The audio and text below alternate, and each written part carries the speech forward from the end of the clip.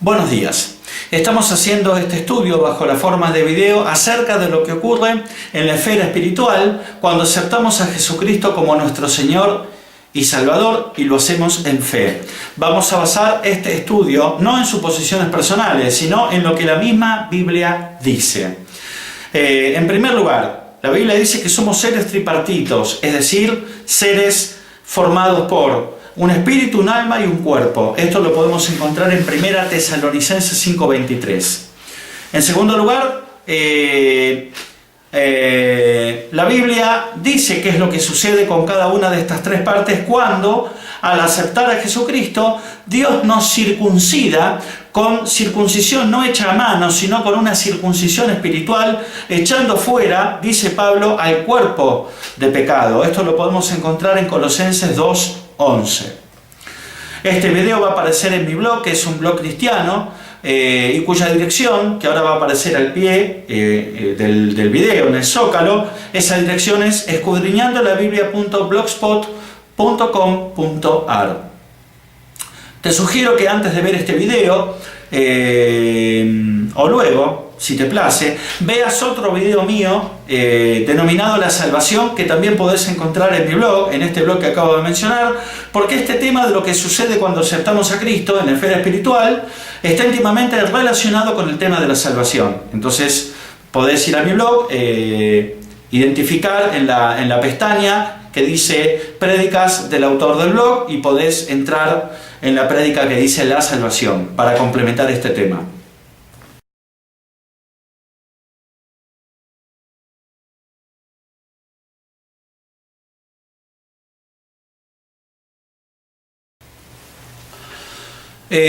Muchos no entienden lo que sucede en la esfera espiritual cuando aceptamos a Cristo. En 1 Tesalonicenses 5:23, ya algo anticipamos, el apóstol Pablo escribe lo siguiente, dice: y el mismo Dios de paz os santifique por completo, y todo vuestro ser, espíritu, alma y cuerpo, sea guardado irreprensible para la venida de nuestro Señor Jesucristo.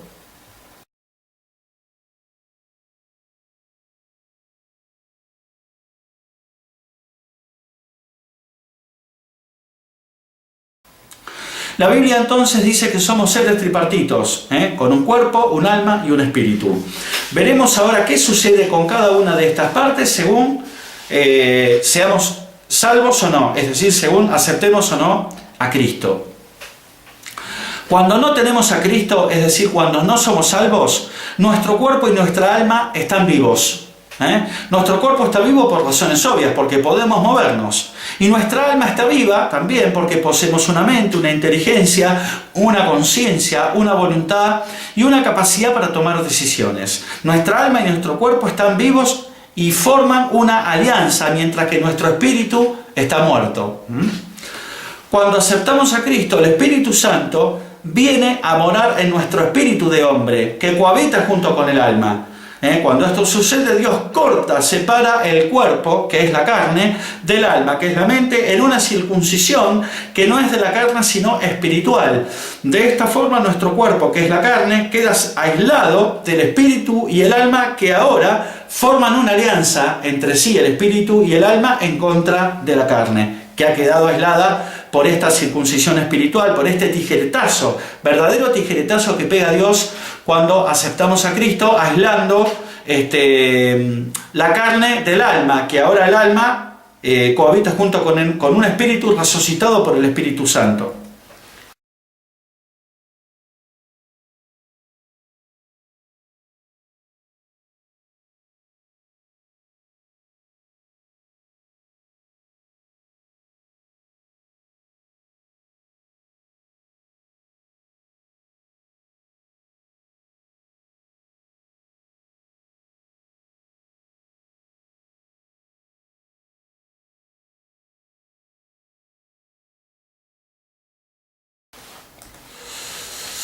Por eso Pablo escribe en Colosenses 2:11, en él también fuisteis circuncidados con circuncisión no hecha a mano, al echar de vosotros al cuerpo pecaminoso carnal en la circuncisión de Cristo.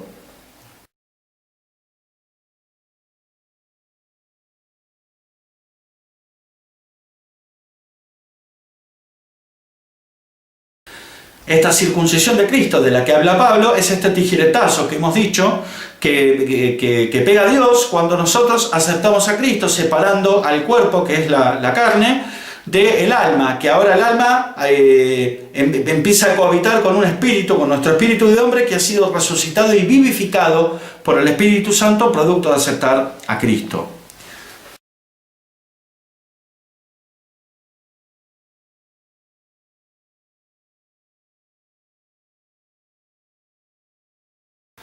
Vamos a hablar ahora de lo que sería la nueva criatura, ¿no?, que menciona Pablo y que tantas veces es predicada en las congregaciones. ¿Qué sería esta nueva criatura? En 2 Corintios 5:17, el apóstol Pablo nos escribe: de modo que si alguno está en Cristo, nueva criatura es. Las cosas viejas pasaron, he aquí todas son hechas nuevas.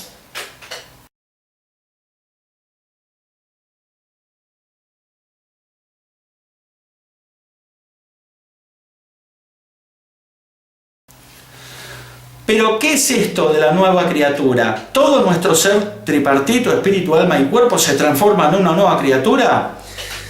En principio, lo que podemos decir es que lo que se transforma en una nueva criatura no es todo nuestro ser tripartito, sino la suma de nuestro espíritu y el alma. Es decir, solo la parte inmaterial de nuestro ser. ¿Por qué el cuerpo no?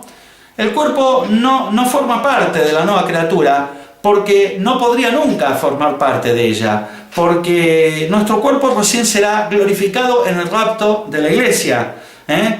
Por esto el cuerpo continuará pecando en menor medida y de diversas formas, aún después de aceptar a Cristo.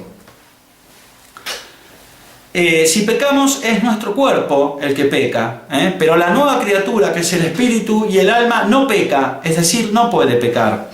De esto habla el apóstol Juan, cuando en su primera epístola nos escribe.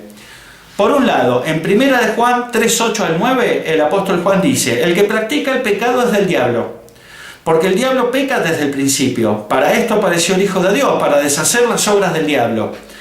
Todo aquel que es nacido de Dios no practica el pecado, porque la simiente de Dios permanece en él, y no puede pecar, porque es nacido de Dios.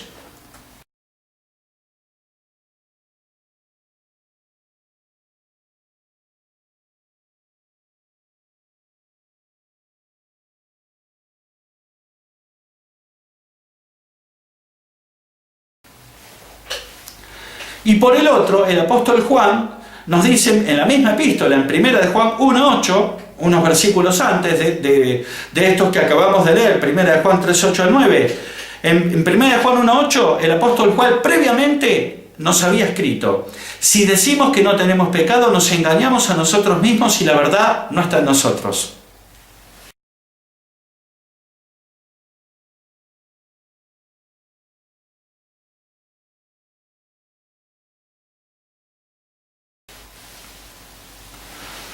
Entonces, para poner las cosas en claro, en 1 de Juan 3:9, el apóstol Juan dice: todo aquel que es nacido de Dios no practica el pecado. Pero en la misma epístola, unos versículos antes, en 1 de Juan 1:8, había escrito que si decimos que no tenemos pecado, nos engañamos a nosotros mismos y la verdad no está en nosotros. ¿Qué sucede? ¿Nos quiere confundir el apóstol Juan? ¿En qué quedamos? ¿Pecamos o no pecamos luego de aceptar a Cristo y ser salvos? En 1 de Juan 3:8 al 9, Juan habla del espíritu y el alma, la nueva criatura, la cual no puede pecar, mientras que en 1 de Juan 1:8 habla del cuerpo. Si no hacemos este distingo, entonces aparecería una contradicción en las Escrituras. Y sabemos que uno de los principios de la hermenéutica, es decir, de la ciencia, podría decirse, que enuncia los principios que aseguran la correcta interpretación de las Escrituras. Uno de esos principios dice que la Biblia goza de consistencia interna, es decir, que no se puede contradecir. Entonces, en primera de Juan, en la primera epístola de Juan, capítulo 3, versículos 8 al 9, el apóstol Juan dice: todo el que es nacido de Dios no puede pecar. Pero en primera de Juan, la misma epístola, en el capítulo 1, versículo 8, dice: el que dice que no tiene pecado es un mentiroso. Entonces nos preguntamos, ¿qué sucede? Bueno, esto sucede, ¿no? En primera de Juan 3, 8 al 9, Juan habla del espíritu y el alma. Eso es lo que es nacido de Dios. Es la nueva criatura la que no puede pecar. Mientras que en 1 de Juan 1.8 habla del cuerpo, el cual, como dijimos, sí sigue pecando. Entonces, ya haciendo esta interpretación, que es la interpretación correcta, se salva toda contradicción. Aún después de ser salvos, seguimos viviendo en un cuerpo de pecado. El que va a ser restaurado recién en el rapto de la iglesia, cuando recibamos un cuerpo glorificado. No es el objeto de estudio aquí en este video el tema del rapto, sobre el cual hemos hecho una prédica ya, pero podemos citar los principales pasajes donde Pablo habla del rapto. Entonces tenemos que citar 1 Corintios 15, 51 al 52, donde Pablo nos escribe: he aquí os digo un misterio, no todos dormiremos, pero todos seremos transformados. En un momento, en un abrir y cerrar de ojos, a la final trompeta, porque se tocará trompeta, y los muertos serán resucitados incorruptibles. Los muertos en el momento del rapto, los que nos hayan precedido en la muerte, serán resucitados incorruptibles. Y nosotros, dice Pablo, los que estamos vivos, seremos transformados.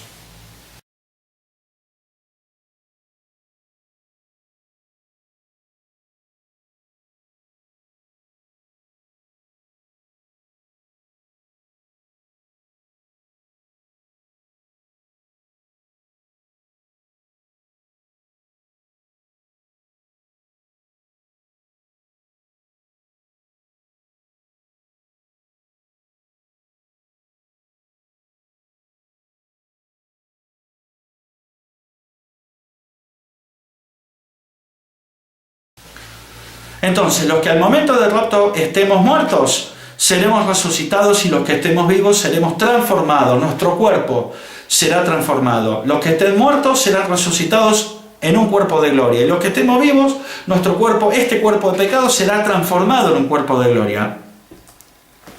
Por eso Pablo dice en Gálatas 6, 7 al 8, dice: no os engañéis, Dios no puede ser burlado, pues todo lo que el hombre sembrare, eso también segará.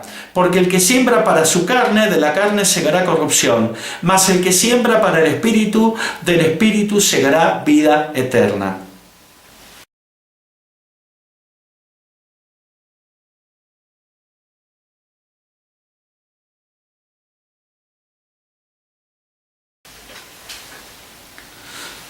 Si pecamos, entonces, no es que dejamos de ser salvos. Si pecamos, peca el cuerpo y pagamos en el cuerpo. Pagamos en la carne, pero el espíritu y el alma siguen a salvo. Por eso Pablo dice: no os engañéis, porque Dios no puede ser burlado. Todo lo que el hombre sembrare, eso segará. Se peca en el cuerpo, se paga en el cuerpo. Pero la nueva criatura, que es la suma del Espíritu, vivificado por la presencia del Espíritu de Dios, del Espíritu Santo, junto con el alma, la parte inmaterial de nuestro ser, que es la nueva criatura, esa está salvo, continúa siendo salva, es la nueva criatura, es lo que es hijo de Dios, lo que ha nacido de nuevo. El cuerpo no ha nacido de nuevo. Seguimos habitando en un cuerpo de pecado, el cual recién va a ser restaurado en el rapto. Porque suponer que por aceptar a Cristo todo nuestro ser tripartito es una nueva criatura, es negar las palabras de Pablo del rapto. Entonces, cuando seamos arrebatados o raptados, ¿qué cuerpo de gloria vamos a recibir? No, es que justamente cuando aceptamos a Cristo, nuestro cuerpo sigue siendo un cuerpo de pecado, que recién va a ser restaurado en el rapto. Esto tiene que quedar más que claro. De toda esta charla, de toda esta temática hablaron Jesús y Nicodemo, ¿no? En Juan 3:1 al 6 podemos leer: había un hombre de los fariseos que se llamaba Nicodemo, un principal entre los judíos. Vino a Jesús de noche y le dijo: Rabí, sabemos que has venido de Dios como maestro, porque nadie puede hacer estas señales que tú haces si no está Dios con él. Respondió Jesús y le dijo: de cierto te digo, que el que no naciere de nuevo no puede ver el reino de Dios. Nicodemo le dijo: ¿cómo puede un hombre nacer siendo viejo? ¿Puede acaso entrar por segunda vez en el vientre de su madre y nacer? Respondió Jesús: de cierto te digo, que el que no naciere de agua y del Espíritu no puede entrar en el reino de Dios. Lo que es nacido de la carne, carne es, Y lo que es nacido del Espíritu, Espíritu es.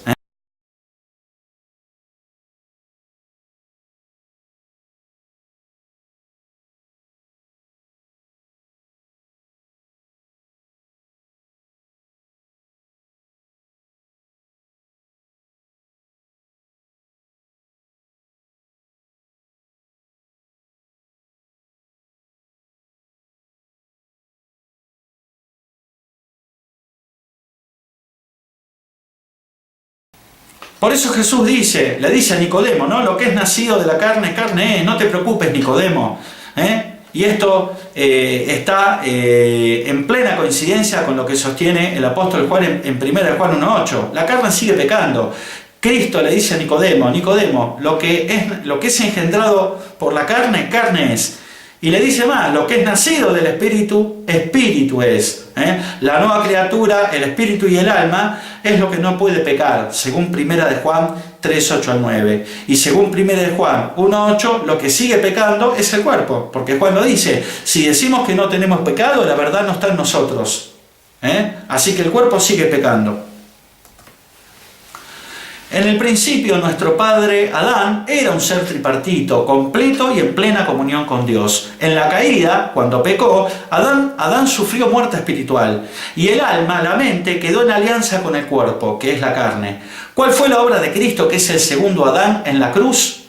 Cuando aceptamos a Cristo por fe en el Evangelio, según 1 Corintios 15:1-4, el Espíritu Santo viene a morar en nuestro espíritu de hombre que estaba muerto, el cual cohabita con el alma. En este proceso, Dios, en una circuncisión que es espiritual, separa, como hemos dicho, el alma del cuerpo, según lo vimos en Colosenses 12:11-12.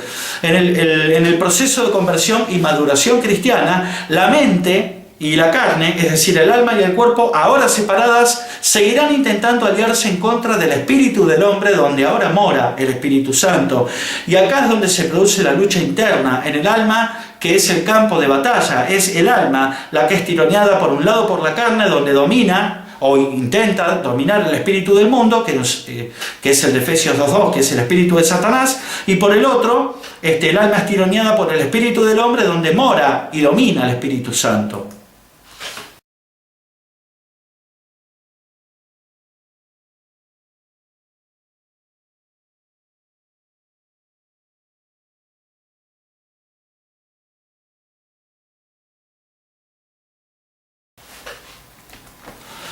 Si bien nuestro cuerpo sigue pecando, lo hace bastante menos que antes de ser salvos, porque el cuerpo quedó aislado del alma que ahora cohabita con el espíritu, donde mora el Espíritu de Dios.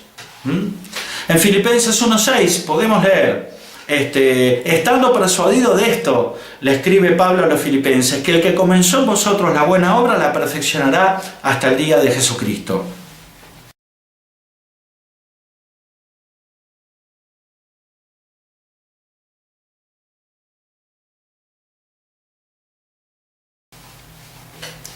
El que comenzó en vosotros, en nosotros, la buena obra, nosotros que el Espíritu Santo, al cual recibimos por fe, junto con la salvación. Entonces, el que comenzó en nosotros la buena obra, ¿no?, es el Espíritu Santo, quien la perfeccionará hasta el día de Jesucristo. ¿Cuál es el día de Jesucristo? Hasta el rapto. El día de Jesucristo es el rapto. Finalmente, por aplicación de esta promesa de Filipenses 1:6, terminará prevaleciendo el Espíritu Santo que mora en nuestro espíritu de hombre, preservando la nueva criatura, que es el espíritu más el alma, que no puede pecar porque es nacida de Dios, según lo dijo Juan en su primera epístola, capítulo 3, versículos 8-9, y según conversaron Jesús y Nicodemo en el pasaje que vimos de Juan 3:1-6. Y el cuerpo, bueno, lo venimos diciendo, el cuerpo queda aislado luego de esta circuncisión espiritual de Colosenses 2:11, aunque continúa cometiendo ciertos pecados, según vimos en 1 Juan 1:8, a la espera de ser glorificado en el rapto. Si al momento del rapto estamos muertos, seremos resucitados con un cuerpo de gloria, y si al momento del rapto estamos vivos, seremos inmediatamente transformados en un abrir y cerrar de ojos, recibiendo un nuevo cuerpo de gloria, conforme lo vimos en 1 Corintios 15:51 al 52. Todo esto que estamos describiendo, sobre lo cual estamos hablando, todo esto es una obra de Dios que solo acontece en aquellos que han confesado con la boca a Jesucristo y lo han creído en el corazón. Según lo explica bien Pablo en Romanos 10, 9 al 10. Para ellos, para los que han confesado a Cristo, creyendo en el corazón con fe, para nosotros se desencadenan en la esfera espiritual una serie de eventos que son irreversibles. Cristo vino a deshacer las obras del diablo, dice el apóstol Juan en primera de Juan 3:8. Pero Satanás no puede deshacer esta obra de Dios que es la salvación.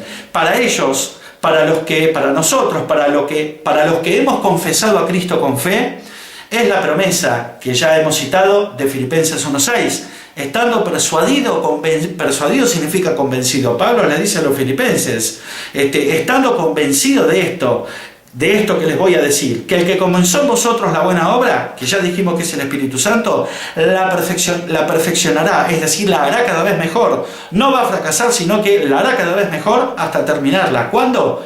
Hasta el día de Jesucristo.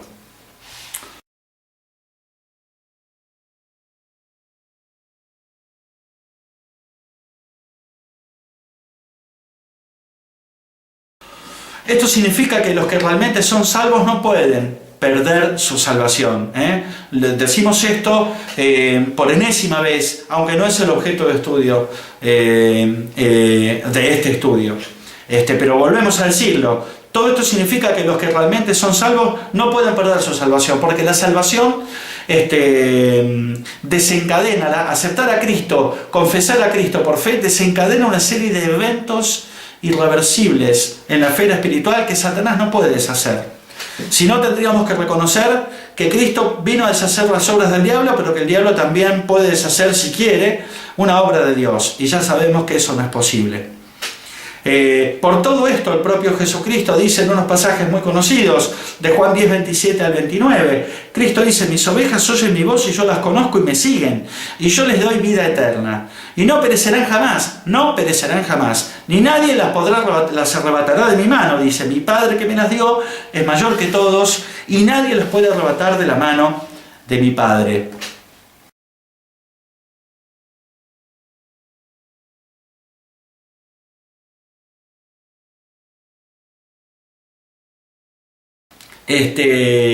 Jesucristo tiene a los salvos en su mano y encima viene el Padre y envuelve la mano de Cristo. ¿Quién puede arrebatar a los que son salvos de la mano de Cristo? Nadie.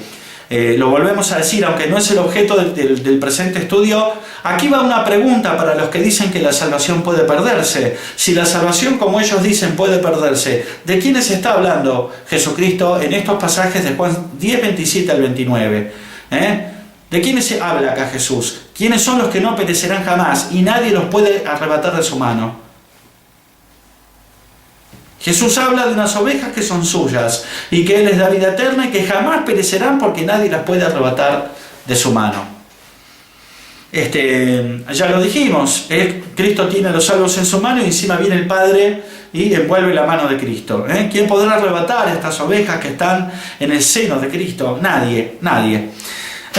Cuando se confiesa a Jesucristo como Señor y Salvador y se lo cree en el corazón, de acuerdo a lo que establece Pablo en Romanos 10, 9 al 10, es decir, cuando se confiesa a Jesucristo con fe, el Espíritu Santo viene a morar en el espíritu del hombre, en nuestro espíritu, resucitándolo, porque nuestro espíritu estaba muerto. La salvación y el Espíritu Santo se reciben por fe.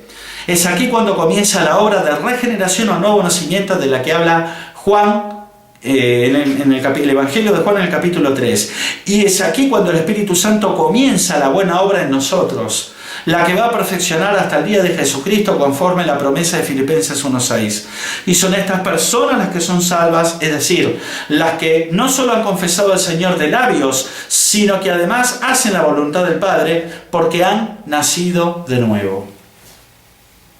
En cambio, los que han confesado a Jesucristo, pero no lo han creído en el corazón, lo han confesado de labios, lo han confesado sin fe, siguen perdidos, no son salvos. Por eso Jesucristo advierte en Mateo 7:21, no todo el que me dice, Señor, Señor, entrará en el reino de los cielos. No todo el que confiesa mi nombre, sino el que hace la voluntad de mi Padre, dice en el pasaje, que está en los cielos.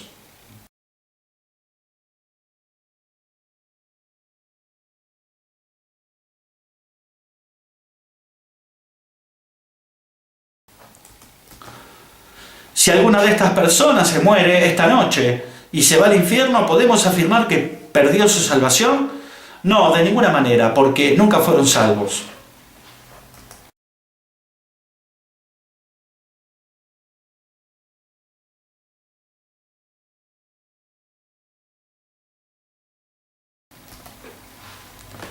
Bueno, finalmente llegamos a la parte final de este estudio. Espero que les haya gustado y espero que sea de bendición para todos aquellos que terminen viendo este video. Dios los bendiga. Hasta el próximo estudio bajo la forma de video. Y amén.